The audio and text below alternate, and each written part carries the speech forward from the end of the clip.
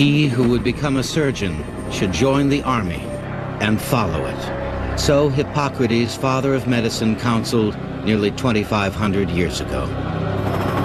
If war has a silver lining, perhaps this is it, as the ultimate hands-on classroom in raw anatomy and mutilated flesh. A horrific classroom that teaches above all what the human species has been willing to do to itself. There is something paradoxical about the very idea of battlefield medicine, about armies and individuals desperately trying to kill and rescue at the same time. Louis Pasteur, the famous scientist, said that there are two forces in this world that are constantly at play. One is the force of always designing new weapons of destruction, and some of them of mass destruction, and the other force is always trying to find new cures for diseases and how to save lives. And he said which one of these forces will win out at the end, God alone knows. It may seem like mass destruction has gotten the upper hand. Modern weapons make the very notion of battlefield medicine seem obsolete.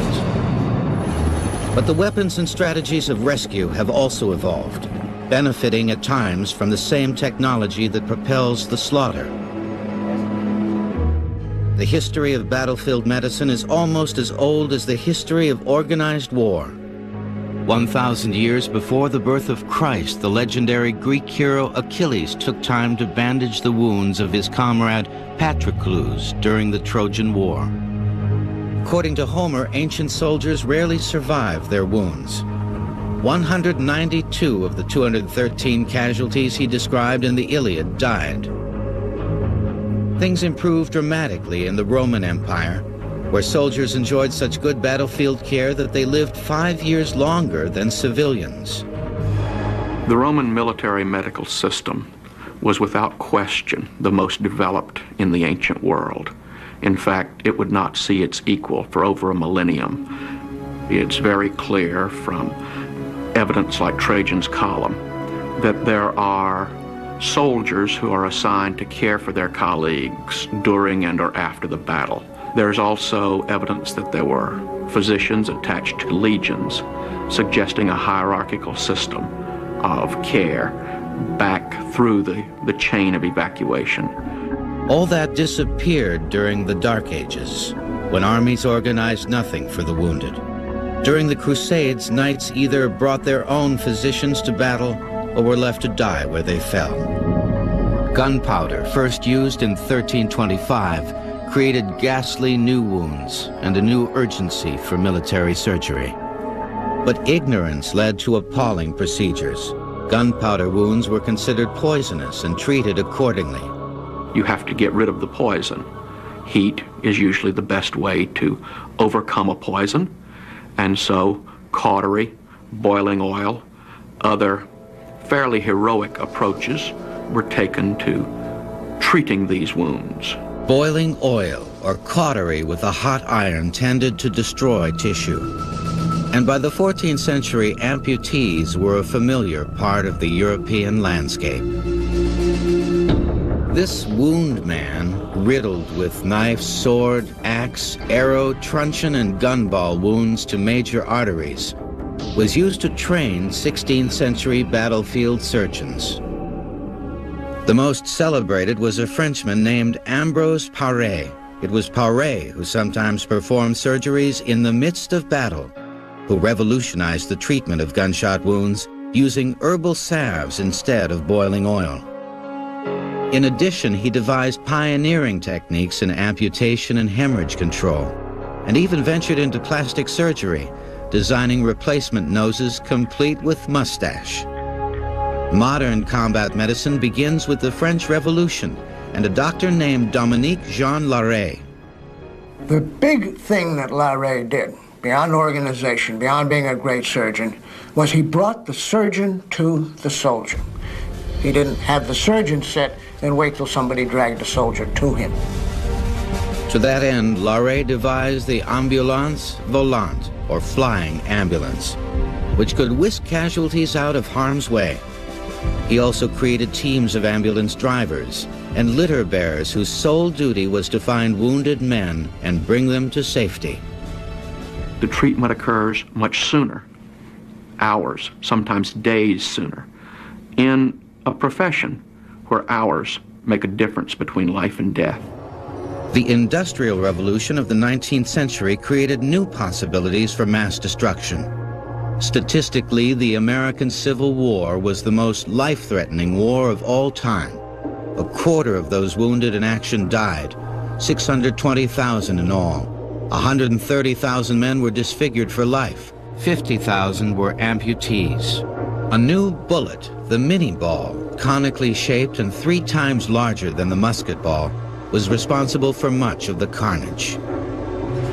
When the mini ball hit flesh, it caused a rapidly expanding wound so that you could put your fist in the hole where it came out sometime. It would shatter bones and leave wounds unlike anything surgeons had seen in their civilian practices. Because of the severity of the wounds and the danger of infection, a shot to the limbs meant almost certain amputation. 90% of the legs or arms that were injured with ballistics had to be amputated. Only if it was just a flesh wound, up to 20 to 30% of people died. As the war progressed, field surgeons became adept at hacking off limbs in under a minute. A morning's work is the ironic title of this Union photo. Just years away from the germ theory of disease, amputations were performed with little concern for cleanliness. There wasn't much time, and so a surgeon would change an apron when it was so bloody as to mess up his own clothes. If his knife got dull, he would strop it on the nearest available leather, perhaps his boot, because there was no reason not to, and it saved time, and time was obviously crucial. Recuperation in a permanent hospital was equally hazardous. It was 7 times safer to fight through all 3 days of Gettysburg, an Army sergeant wrote, than to have an arm or leg cut off and be treated in a hospital. Recently discovered anesthetics like ether and chloroform were in short supply, and fully half the amputations were done to conscious soldiers. Quack medicines abounded, like Dolly's magical pain extractor, or Holloway's pills, promising health for the soldier. Disease, as in all wars to that time, claimed far more lives than guns. Malaria, typhoid fever, and dysentery swept through the Union and rebel armies, composed largely of farm boys who caught every bug that camp life and battlefield could offer. Worst of all, as the war began, neither side was remotely prepared for dealing with massive casualties. The North had less than 100 doctors on staff, and no strategy for evacuation or casualty care. The first big battle, Manassas Bull Run, in July of 1861, patients were left on the battlefield on Union side up to a week before they were picked up. There were no general hospitals, there were no field hospitals, regimental surgeons had not been instructed. It was, in short, no system for taking care of the wounded. A system came, unexpectedly, courtesy of a 37-year-old doctor named Jonathan Letterman, who was put in charge of medical care for the Army of the Potomac in 1862. Building on the innovations of the Frenchman Larrey, Letterman improved upon the ambulance corps, replaced civilian drivers with soldiers, and created an all-important chain of evacuation.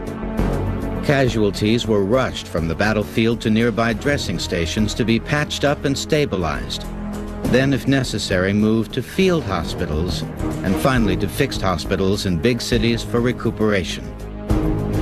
Trains played an important role in evacuation, as did riverboats, which were transformed into state-of-the-art floating hospitals that evacuated 150,000 men.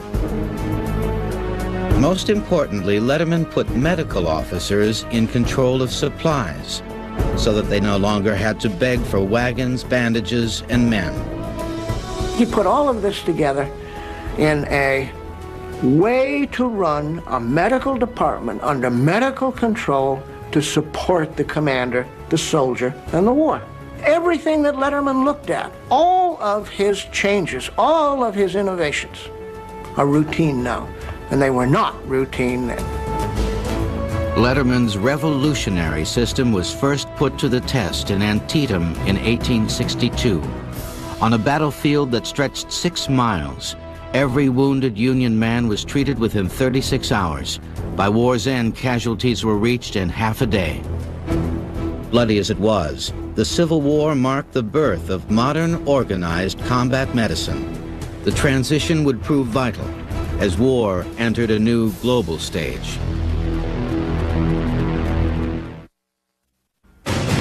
World War I dwarfed the Civil War in scale of combat and casualties. New weapons created a degree of slaughter inconceivable in previous epics. But the devastation would have been much worse had not the war brought modern medicine to the battlefield. Germ-free surgeries, pioneering new drugs, X-ray technology, and blood transfusion. In addition, the First World War raised popular awareness of combat medicine to a new high and marked the arrival of a new kind of soldier, a soldier who did not carry a weapon. World War I gives us our modern image of the enlisted medical soldier, corpsman, medic, call him what you will. For the first time in a significant war, enlisted medical personnel are assigned not in the safety of the hospital and the ambulance train, but with the infantry far forward to take care of the wounded. Their job, treating men where they fell, in the muddy wasteland between the trenches known as no man's land, was full of hazard. The mud, the gore, machine gun bullets and gas, all there. Your task is to go out, ankle deep sometimes in mud, pick up the wounded, drag them, carry them back to the safety of the trench. It's an almost impossible job, and medics die in disproportionate numbers. Occasionally, the trenches were rigged with trolleys to transport the wounded. Most of the time, however, litter bearers hauled them through mud, snow, mountains, and other torturous terrain. Casualties were brought to first aid bunkers, often burrowed out of cliffs and packed with sandbags, or improvised in churches. A fleet of ambulances rushed the severely wounded to hospitals. Cars were useless on much of the terrain, and 83 different kinds of ambulance were employed, everything from horse-drawn wagon to tank-like armored car.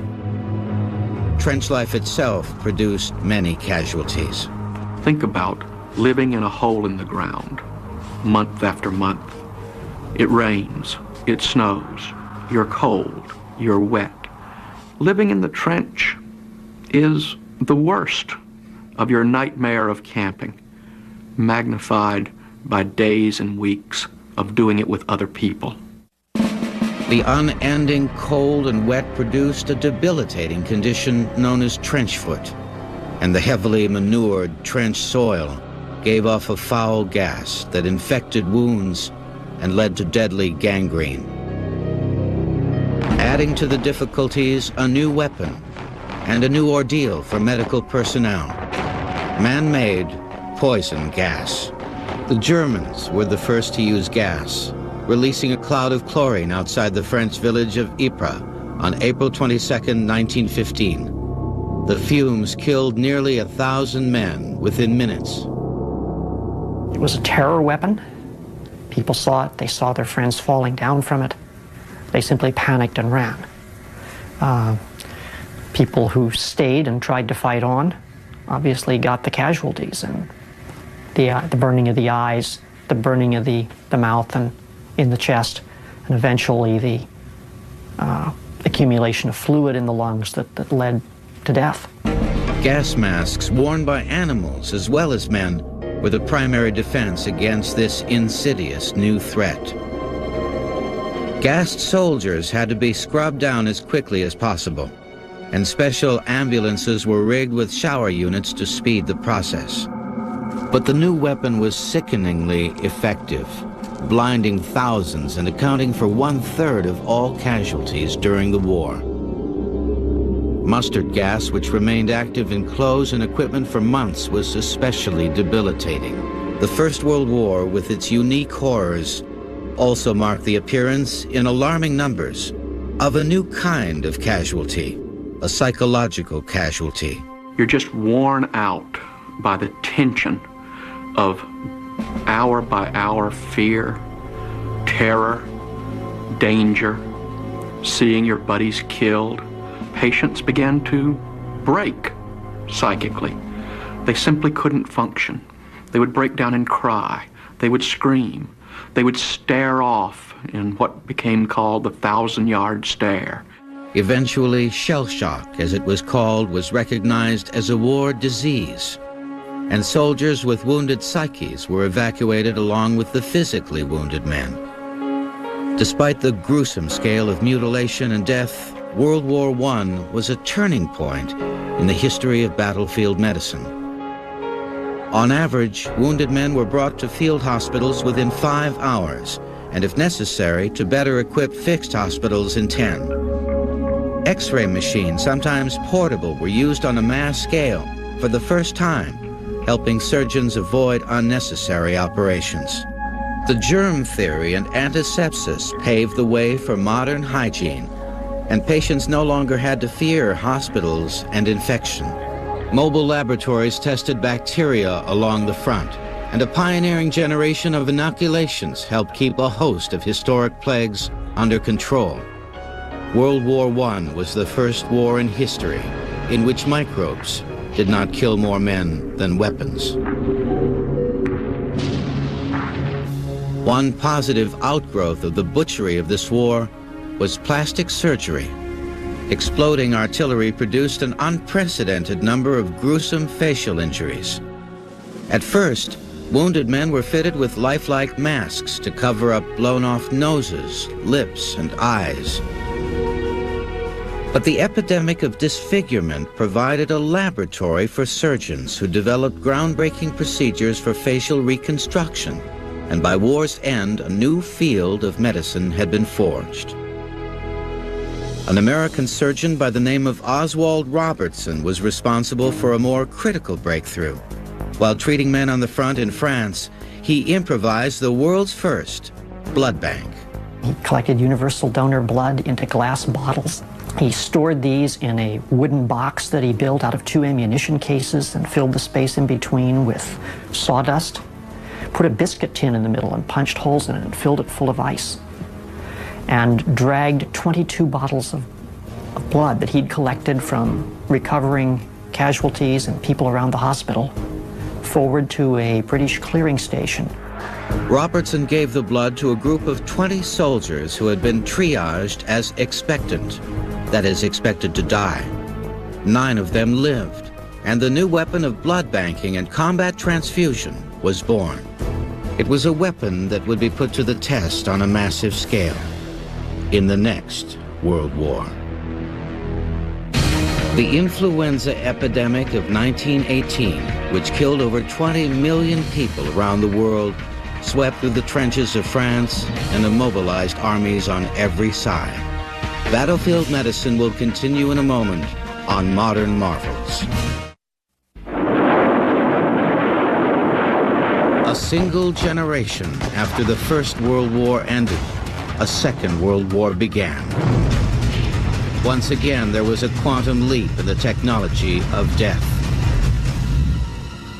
But combat medicine also benefited from new weapons and tactics.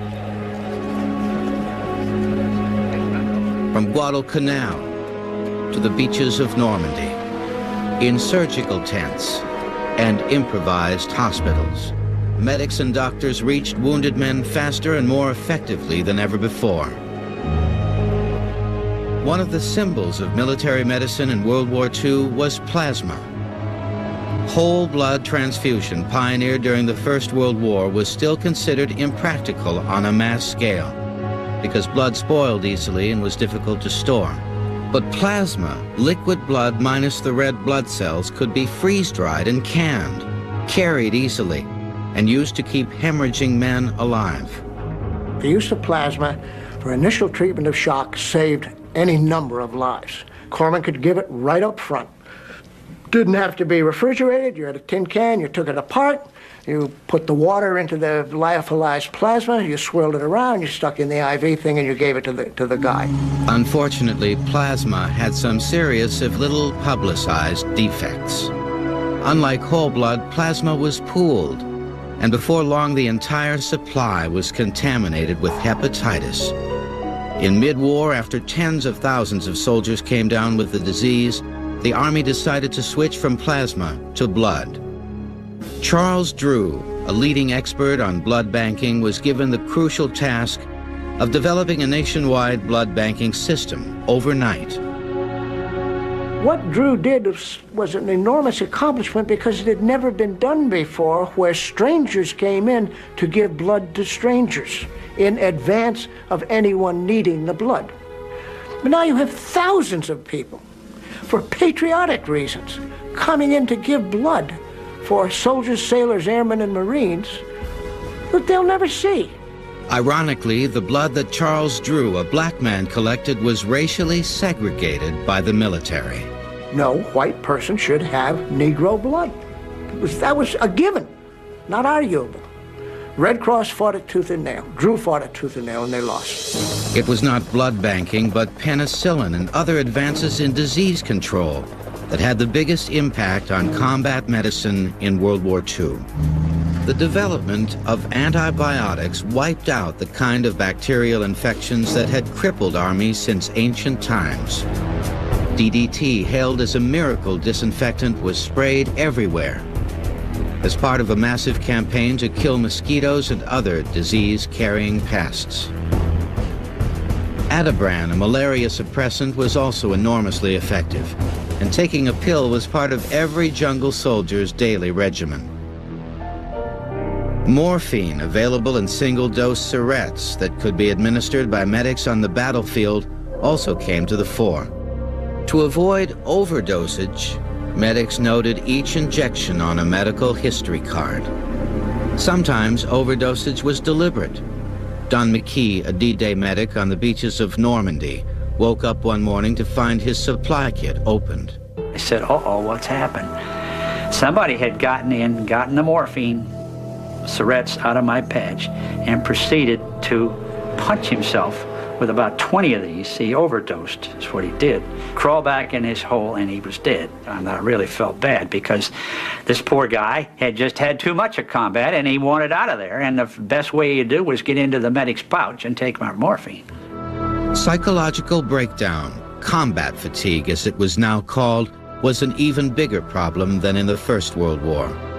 1 out of every 6 casualties was psychological, 600,000 in all, broken by the brutality of war. I can't stand seeing people get killed. And that way all my life. I can't kill anyone either. This Army footage shows World War II GIs in various states of breakdown and shock.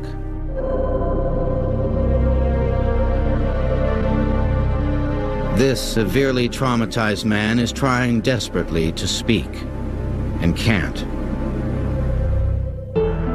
This man's best friend was disemboweled by a shell fragment. He believes he is still on the battlefield.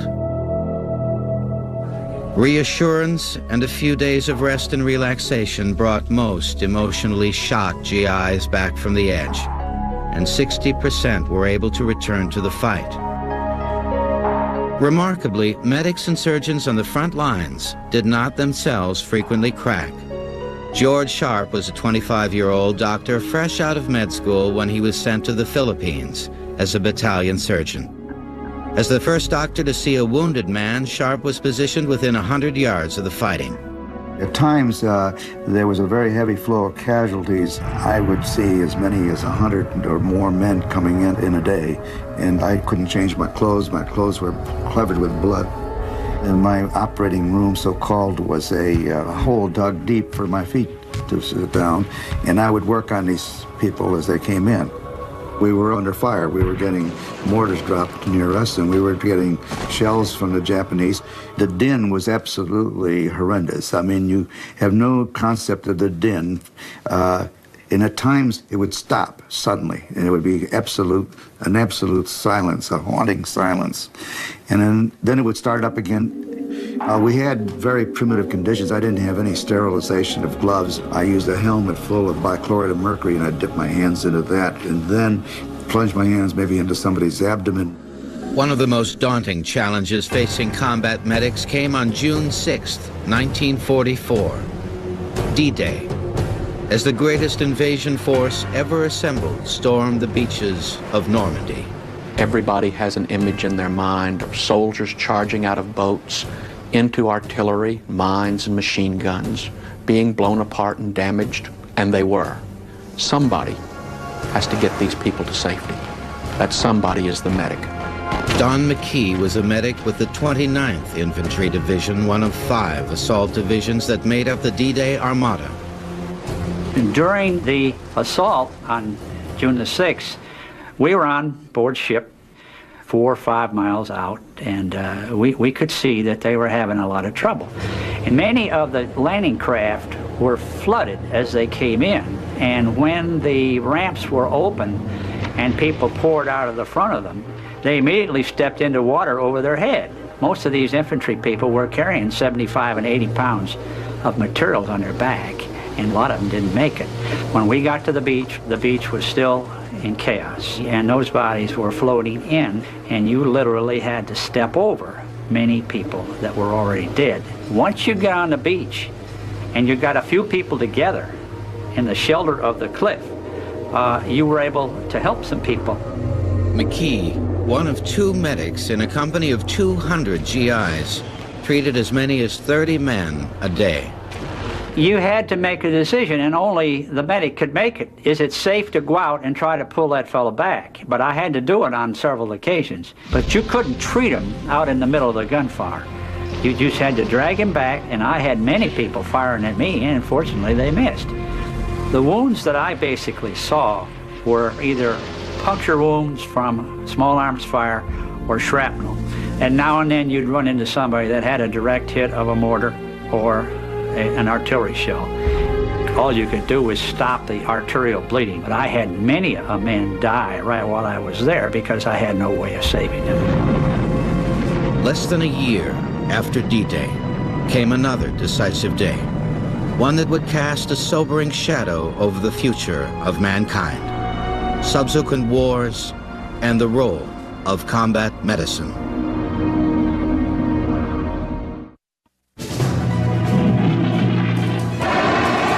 Korea is in many ways America's forgotten war. But from the point of view of military medicine, Korea was a turning point. Korea's death rate of wounded is 2% less than half of World War II, a milestone in military medicine. There were 2 reasons for this extraordinary success. The first was the helicopter used to evacuate casualties for the first time.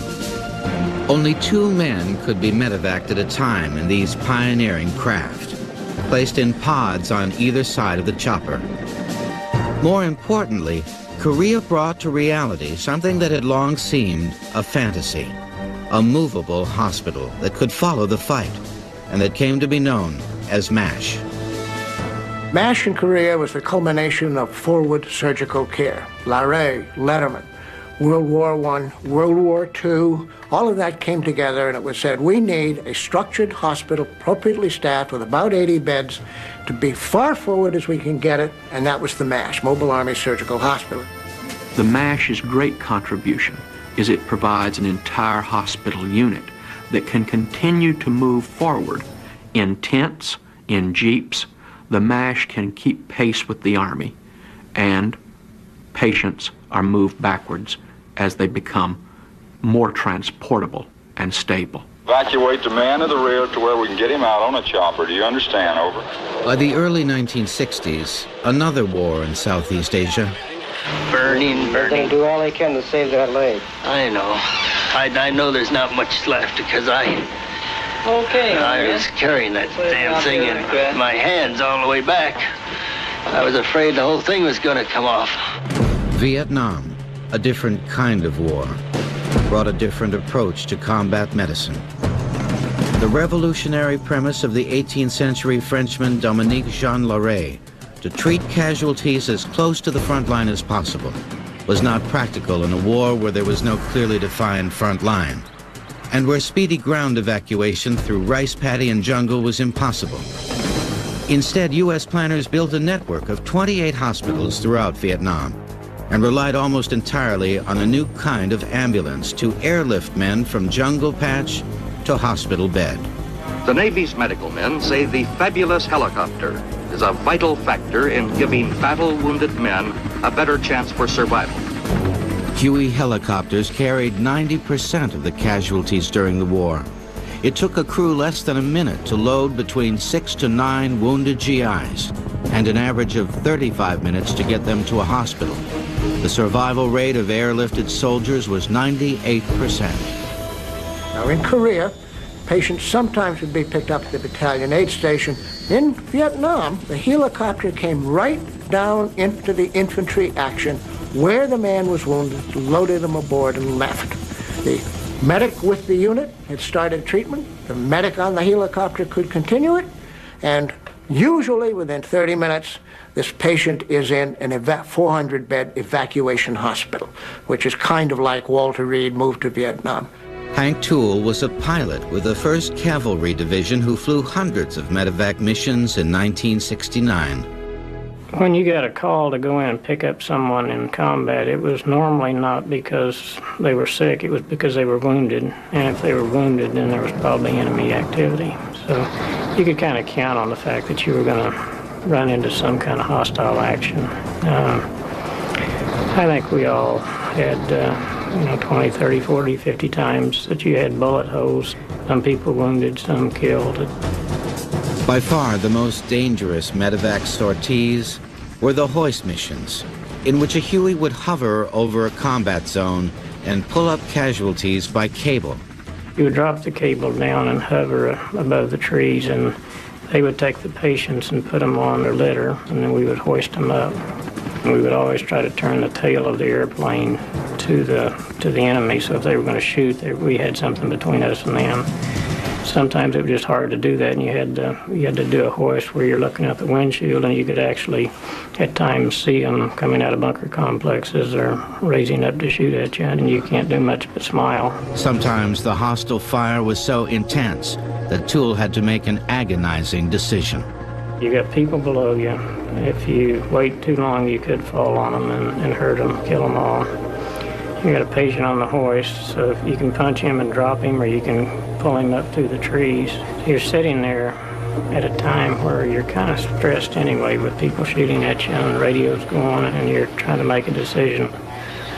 Where do we go? How far do we push it before we blow the hoist or before we pull out? A medic flew on all Huey missions, along with a co-pilot, a gunner, and a crew chief. Tom Eagles, a monastery student in Vietnam in the early 60s, joined the Marine Corps in 1968 and flew medevacs as a corpsman for over a year. That scared the hell out of you, because when the horn went off, you ran out to the helicopter, you jumped on, and your fate was sealed. Sometimes the Marines were pinned down, they couldn't get up to bring the patient, so you ran out there and grabbed the patient yourself.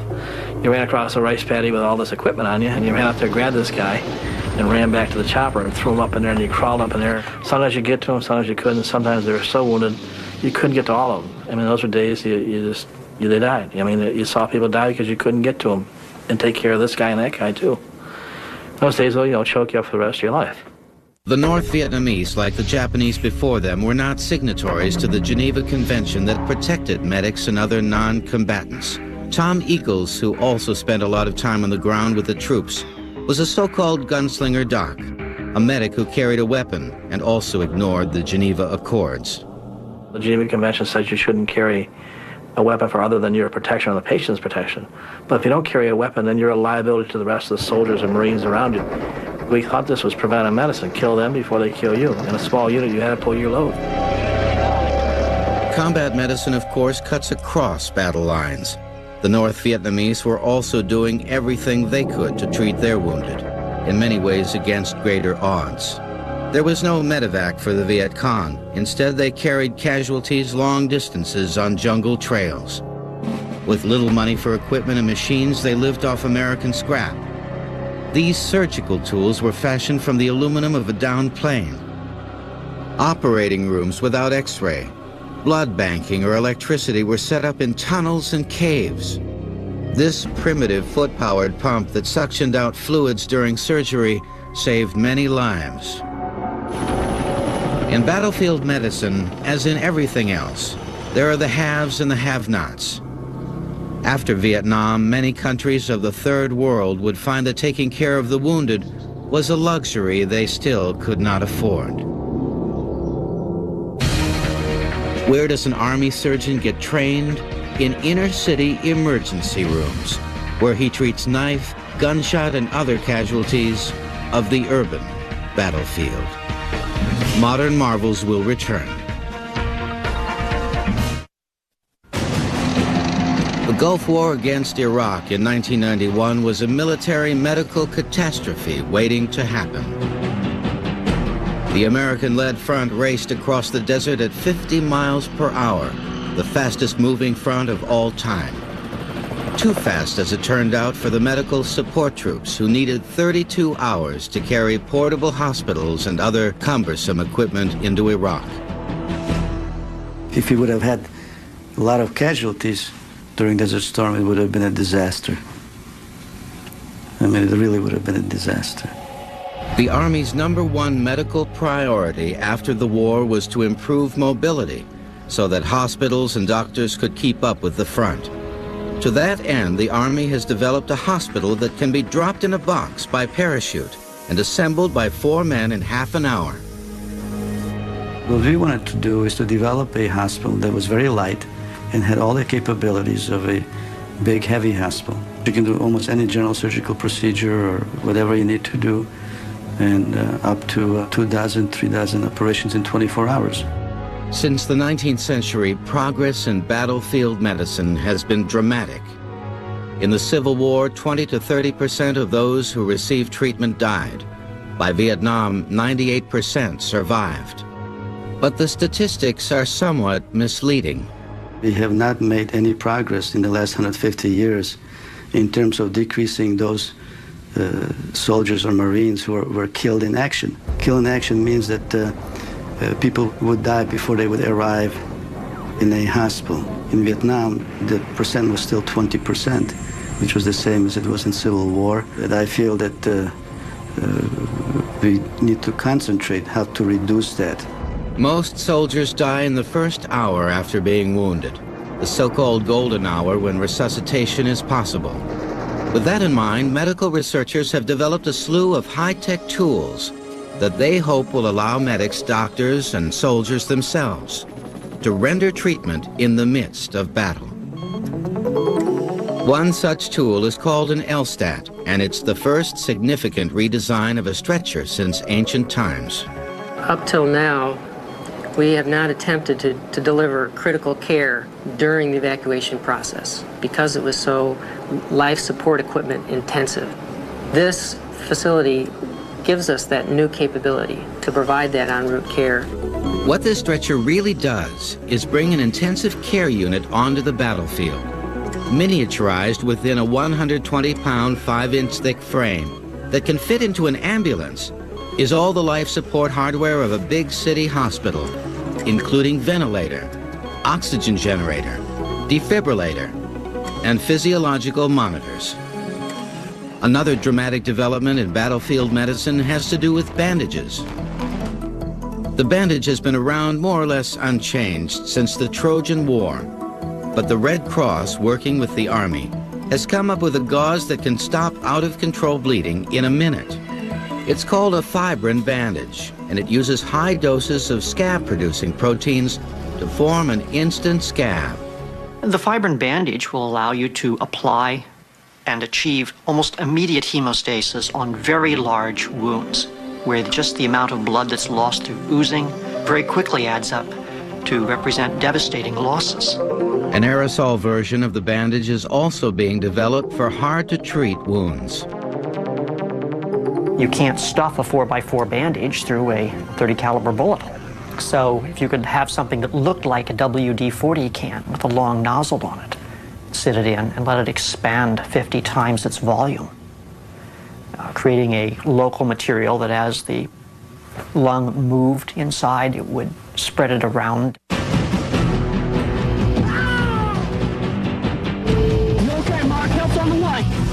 Other futuristic combat medical tools include a personal status monitor to be worn by every soldier like a watch that shoots vital sign and location information to medical personnel.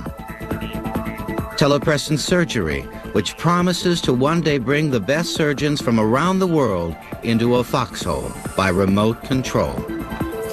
Researchers are also working on a so-called hibernation or suspended animation drug that will slow down the body metabolism of seriously wounded men until they can be evacuated and helped. The idea is to slow down death, so to speak.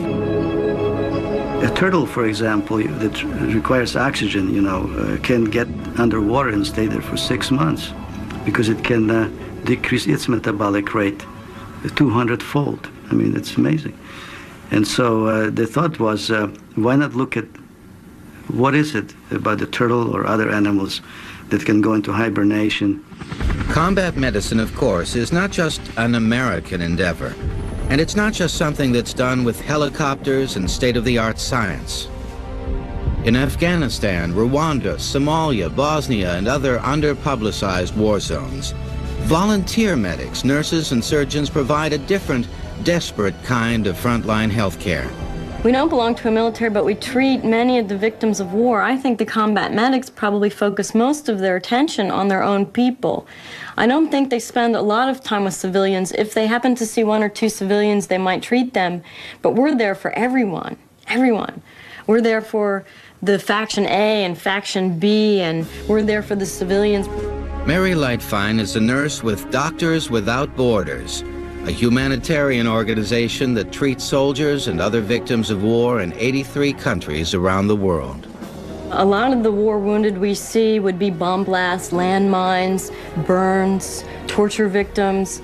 In northern Uganda, I saw many women who had stepped on landmines, blew off their leg, and they lost their pregnancy as a result. Sometimes it makes you sad. You're overwhelmed. You go to the countries to help people, and you see there's so much to do. And you can't do everything. So you feel good to help them, but you feel sad that you can't help everyone. It's so hard to watch them die and to know there's so many thousands of them. You can't possibly save all of them. The best battlefield medicine, of course, is preventative. Looking at images of the wounded in war after war, the mutilation and suffering, it becomes obvious that war itself is a plague that has afflicted mankind since ancient times. If combat medicine could only find an antidote to that sickness. Until it does, the great paradoxical race on the battlefield between mutilating and patching up, taking life and saving life, matching our genius for slaughter against our mastery of healing, will be ongoing.